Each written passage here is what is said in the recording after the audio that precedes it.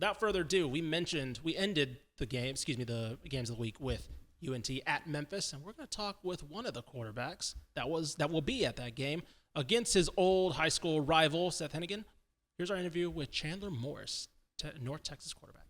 Hello and welcome into the Republic of Football podcast. I am Carter Yates, joined here by senior college writer Mike Craven, and we have our first player interview of the 2024 season. North Texas quarterback Chandler Morris. Chandler, how does it feel to be 5-1? It's great. Obviously, getting that win last week in Florida, that was a difficult one, and just trying to build some confidence around here and get everyone rolling. So it's been a lot of fun. So we're seeing that the North Texas fans are calling you C4 right now. You should look into getting that trademarked, by the way. That's an awesome nickname.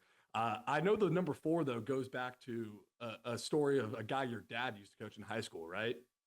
Yep, it goes back to Jevin Sneed. My dad coached him at Stephenville, and I grew up. He babysat my sister and I.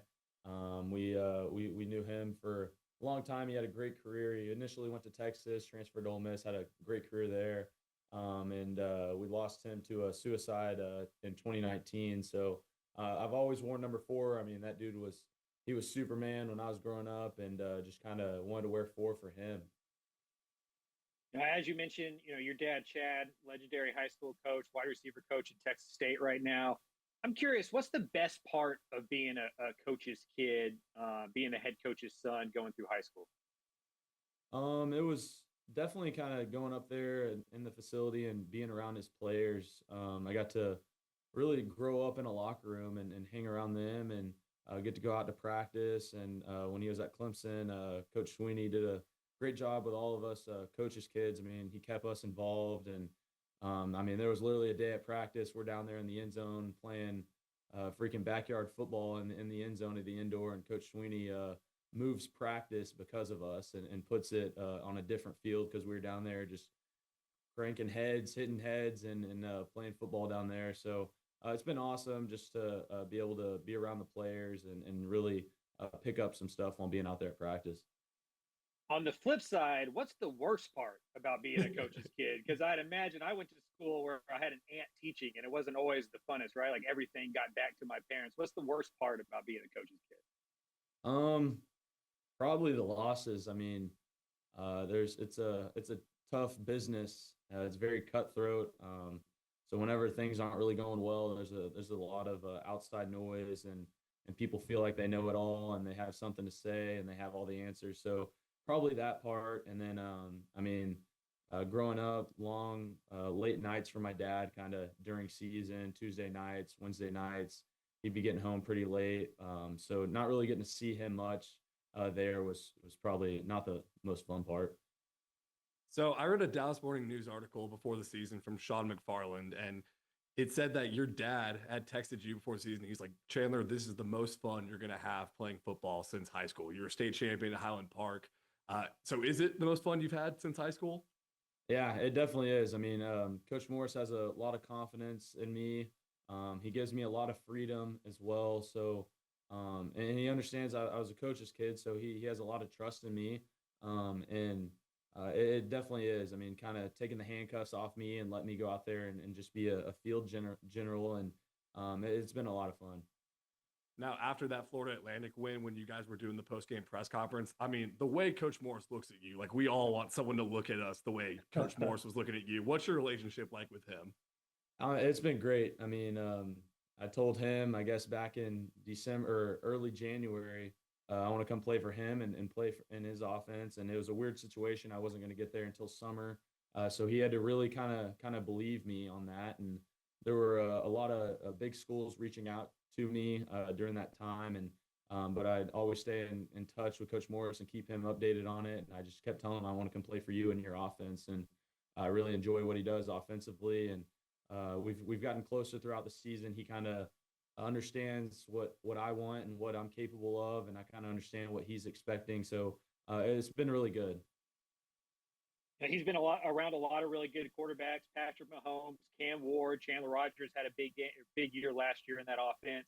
As a quarterback, what makes it such a quarterback friendly offense where all these yards, all these points kind of feel like it happens no matter who's on the field? I mean, in this offense, it seems like you have answers for everything. Whatever they bring at you, it seems like you have an answer built in already. And if not, we get coached really well throughout the week of what those answers can be, and what they should be. And I think Coach Morris, and also Coach Brophy do a phenomenal job getting us quarterbacks prepared for the week. And they just they put in a lot of time into it. And Coach Morris, I mean, when he gets in that mode in the game, you kind of know when he's feeling it and he's dialing it up. So it definitely them. They're doing a great job. You know how basketball players talk about the hoop starts looking really big? Is that kind of what the offense feels like once y'all get it going? Yeah, I mean, we gotta kind of get in that rhythm, start fast, and definitely that's definitely a good way to see it. And Chandler, I got to come clean to you because I know you're not on Twitter during the season. I did a top transfers in Texas story earlier this year, and I put Hunter Watson, the Sam Houston quarterback, over you on that. And since I did this, your stats in the last 3 games, let me check the notes, are 64% completion percentage, 1,080 yards, 11 touchdowns, and 1 interception. So I guess the question is, can you chill out, man? Hey, just keep writing it like that then. I mean, honestly, don't put me in it then if that's the case. But no, I had a friend send me that article. I mean, I didn't really care, but just going out there trying to win some games. But yeah, I mean, hey, just leave me out of it one more time, I guess. So can we spin zone it to like, look, I knew that would motivate you, dude. Like I knew let's spin zone it to that, right? Exactly. I think you've thrown a touchdown pass to 9 different wide receivers. How do you keep them all happy? Are they in your ear, kind of complaining to you all the time? How do you go about that? No, I mean, they've actually done a really good job. I mean, I've been places where kind of they are in your ear a little bit, and I understand that. I mean, I'm a competitor also. I want the freaking football. But no, they have a lot of belief in me and confidence in me, and I mean, it kind of just happens. I mean, I don't really go out there and just target one person. I mean, it just kind of happens. I'm like, hey, if you're open, you're getting the football. So, and I think it really helps us because there's some concepts that maybe some people don't think they're going to get the ball. Maybe on Tuesday or Wednesday practice, they didn't get the ball on that play. And then you turn out there and I tell them, hey, if you're on the field, like you got a chance of getting the ball for me. And I mean, what I think of is the Tulsa game. I threw a touchdown to Dalton Carnes on a post route, and we hadn't thrown up that route at all during practice for the past 2 weeks. And go out there and I get the look, and I'm like, oh shoot, well I got the post here on this look, and he was ready for the football because he understands that if you're on the field with me, you got a chance to get it at any point. Yeah, you mentioned getting there in the summer. You know, the quarterback position has to be such a leadership position. You have to know everyone's routes and what they're doing. How do you go about establishing that on a team when you kind of show up in June and you got 2 or 3 months to become a leader, become the quarterback of this program? Yeah, I give hats off to my teammates though. I mean, they made the transition really easy. I came here. They had welcoming arms. I mean, they were extremely excited for me getting here, and it also helped too. I got in the spring. I got to kind of drive up here from Fort Worth while I was finishing up school. Got to drive up here and throw with them occasionally on the weekend, and also kind of watch some spring ball, spring practice, watch them compete.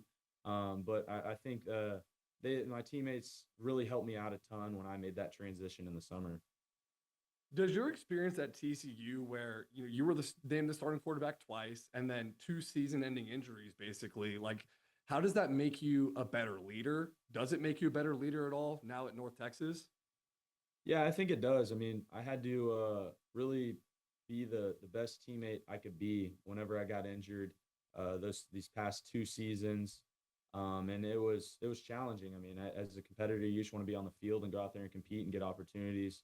Um, but yeah, it definitely made me better, a better leader. I understand that every single Tuesday practice or every practice, it could be your last because you don't know what's going to happen. It can be taken away from you at any point, and I really kind of put my identity into football, kind of during that time in my career. And I think it was God kind of taking it away from me and making me realize that there's more to life than just football, and to not put your identity into it. So more so than ever, I am football is what I do. It's not who I am. And I think I learned that through kind of the storms I went through. That's a super good perspective, and that's something I think a lot of football players struggle with. Were there like some certain people that really helped you with that, like not putting your identity in what you do? Yeah, it goes back to my parents. They definitely helped me a ton with that. My dad has struggled with it also. I mean, he lives it. He's been in coaching world for a long time, so he's been through it. And then I think trying to find stuff that I like to do, doing more of what makes me happy. And I got a dog, I guess, 2 years ago or so, and then my girlfriend's been there for me as well. So just kind of leaning on those people and those things that make me happy has been really really good for me. How young were you when you started kind of drawing plays and telling your dad like, hey, you got to call this play on third down?